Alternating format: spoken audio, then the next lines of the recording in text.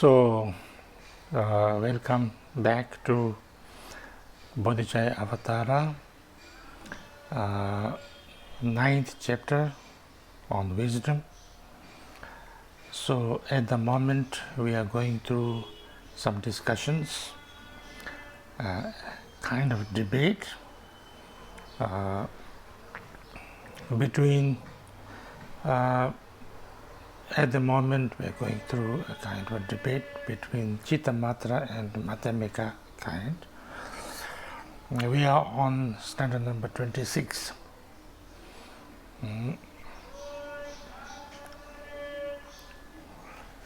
Illusions are not other than the mind, you say, and yet you don't consider them the same. How could they not be different if the mind is real? And how can mind be real if you deny a difference?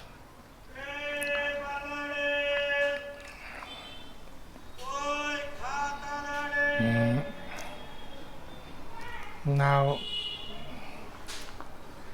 the Tibetan for that is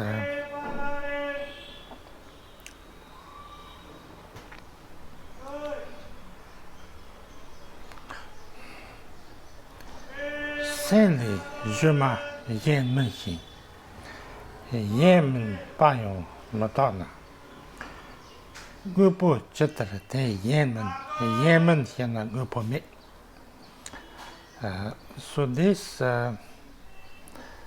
I would like to go to the commentary.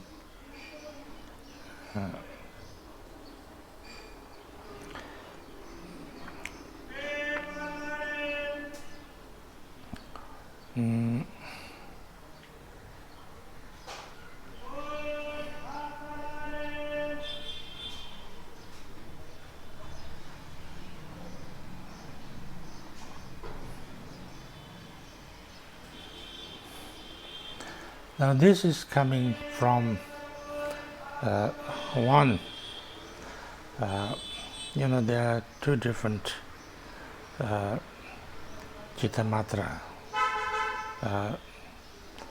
One is Sensum, the Chittamatra Namdempa, and another is Namjempa. One says that what appears, what appears, there is something out there, and another, what appears is totally, illusory, nothing there. Now those people say that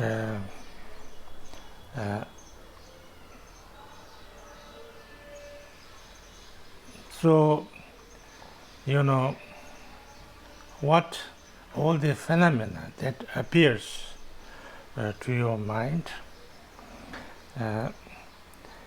is like illusory, so therefore there is nothing out there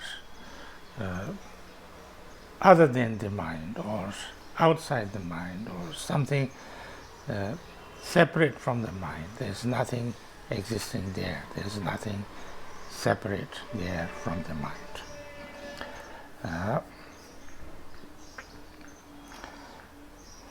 Because whatever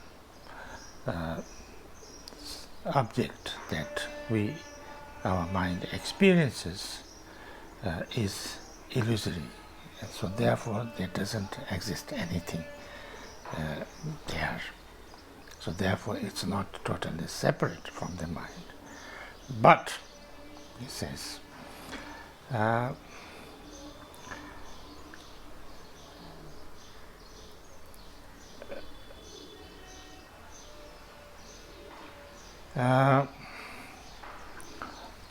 but the mind itself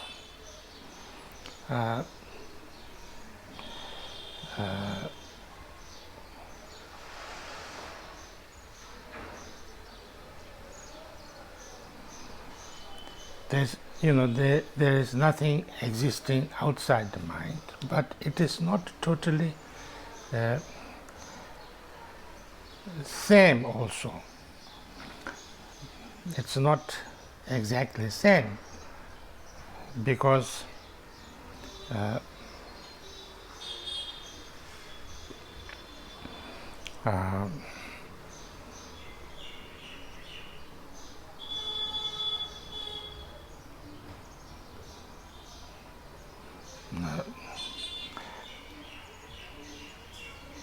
it's also same, not same, because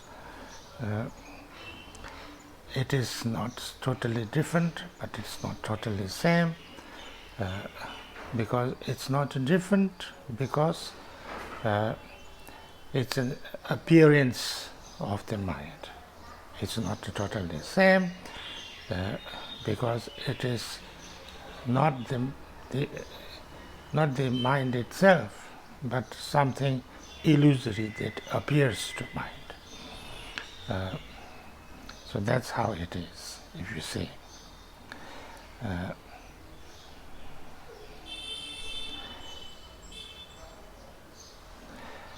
So you can't say it is same, because if it is the same, then the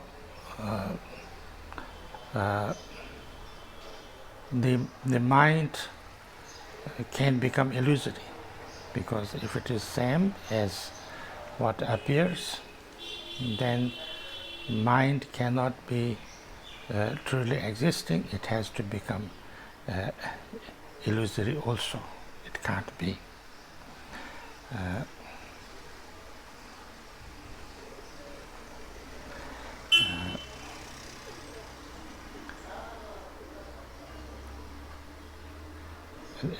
The things, like it should be like something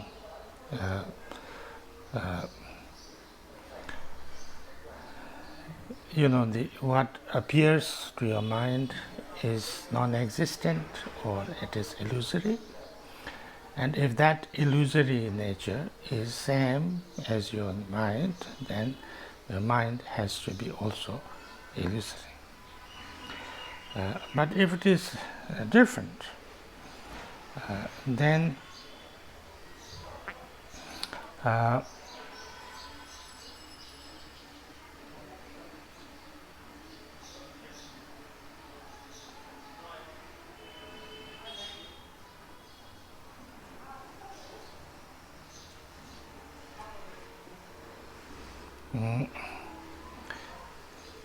or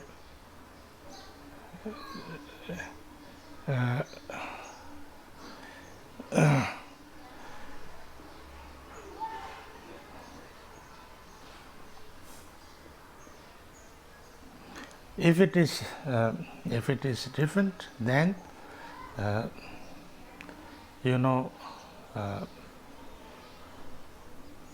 you cannot say that it is something. The appearance is something that is illusory and appears to your mind. So it is not.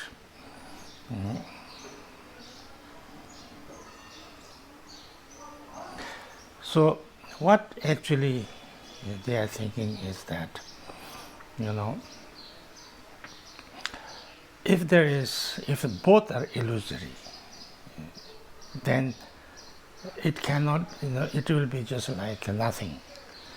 And when there is nothing existing, then it will be like totally negation.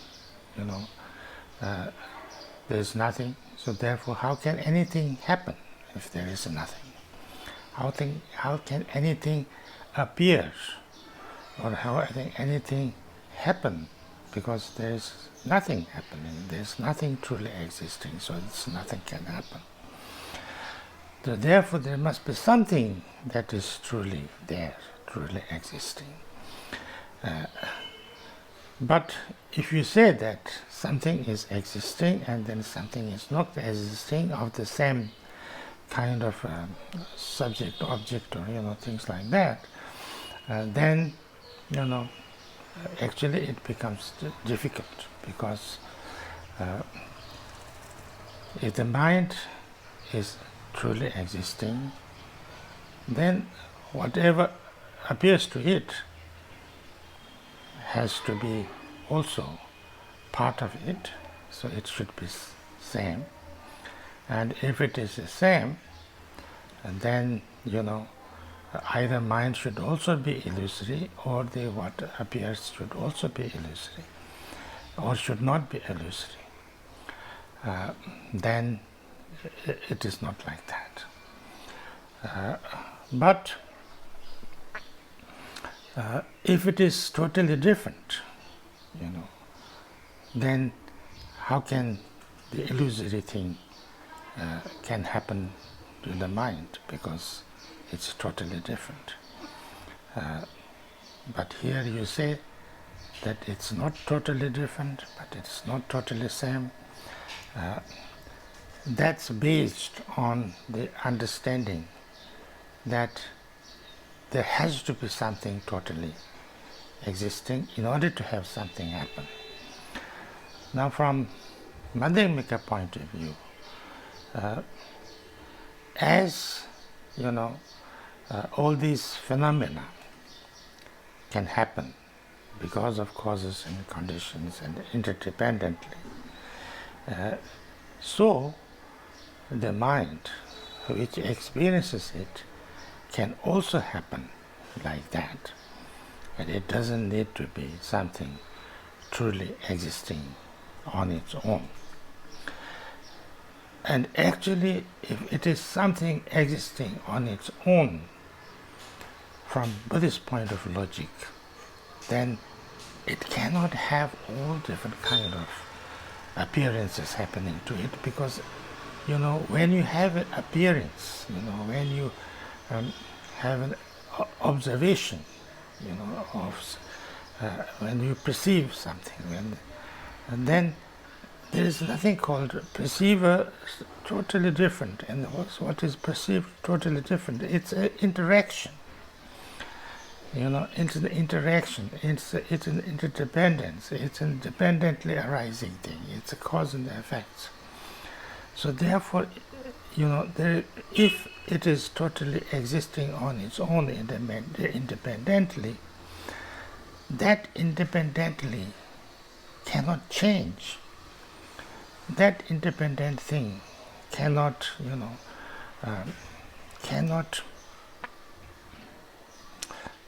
change, and if it changes, then it becomes impermanent, it becomes interdependent, it becomes because of it's not one thing, it doesn't become independent, so therefore it cannot be called truly existing on its own. So therefore, anything that the object and subject, or a perceive and perceiver, it's just a flow of many causes and conditions interdependent together. So therefore, both has to be in the same way. If the object, if all the phenomena is illusory, then the perception of it also has to be illusory. The perceiver has to be illusory, because there can't be a totally independent and truly existing perceiver, separate from all the perceptions and experiences and all the seeing and hearing and feeling and all kind of things. So therefore, all this is actually very important to understand, is that different ways of presentation. For some, this is, I think, important to understand from Buddhist point of view. There are different. Buddha gave different explanations, different teachings to different people in different sutras. Now, those teachings were meant for people of different mentalities and different stages and different, kinds. So for them, each of them were very, very important, and what Buddha taught at that time, completely, made sense and completely transformed people. Actually, each of those teachings made people recognize the true nature of things, and they helped them to become arhats, or very highly realized beings. Now, later on, when those teachings were, again analyzed by different, different scholars or different masters, then you could also discuss. You could also, make lots of analysis and reasonings, and then different, ways of defining the truth, where based on different expressions, different ways of explaining, and then you could make investigations, you can reason, you can think and go deeper into things, and then you can also find kind of some master can say, if you say this way, he's not saying what you experience is wrong, but if you say in this way, it could be misunderstood in that way. So therefore, it is better not to say in that way, but it's better to say in this way. And then another, master would say, no, if you say this way, that could also be misunderstood this way and could be wrongly understood, so you should better say that way. So all the discussions are on this way. So therefore, I'm not so much going through, the debates in the form of like this kind of philosophy or this, because we have like generally in Buddhist world in India, there were like 4 Buddhist philosophical schools, Pevashika, Swatantrika, Chittamatra, and Madhyamika. And then among them also, there were different masters, slightly different, and lots of discussions and lots of debates, and these were very good because you could think deeply. You can ask lots of questions, and then you could really investigate properly. This is something very good in Buddhism. You could ask questions. You could ask questions even on the teaching of the Buddha. And you could even say, this is wrong. It has to be like this. It's better this way than it that way. And so therefore, any question you can ask. There's no problem. You don't have to believe.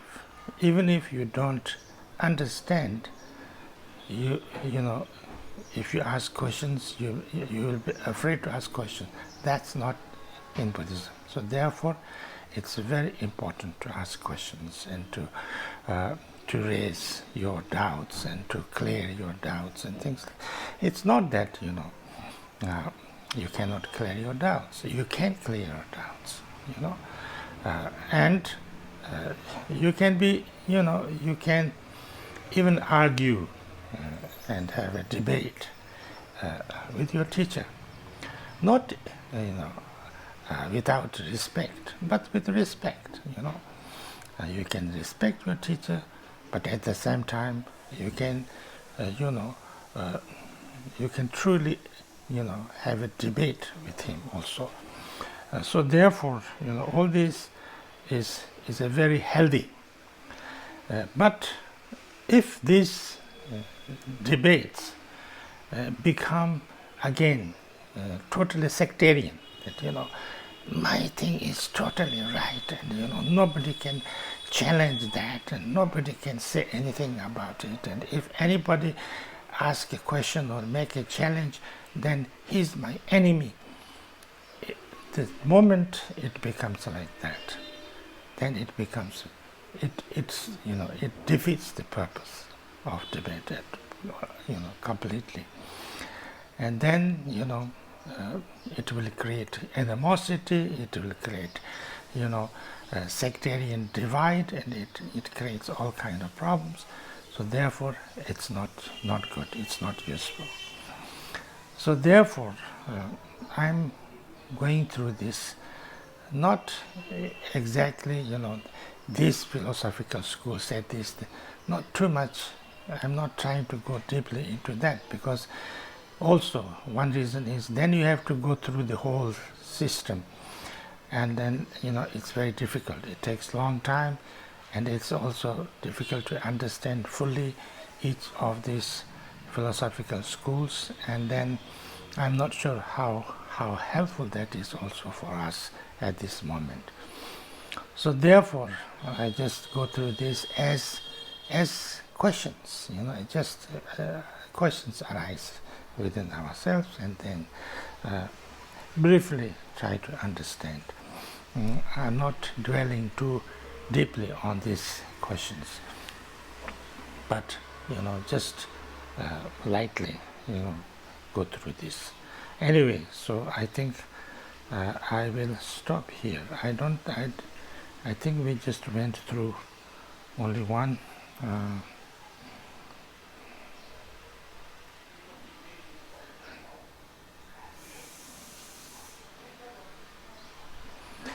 I think this is also, although we kind of went through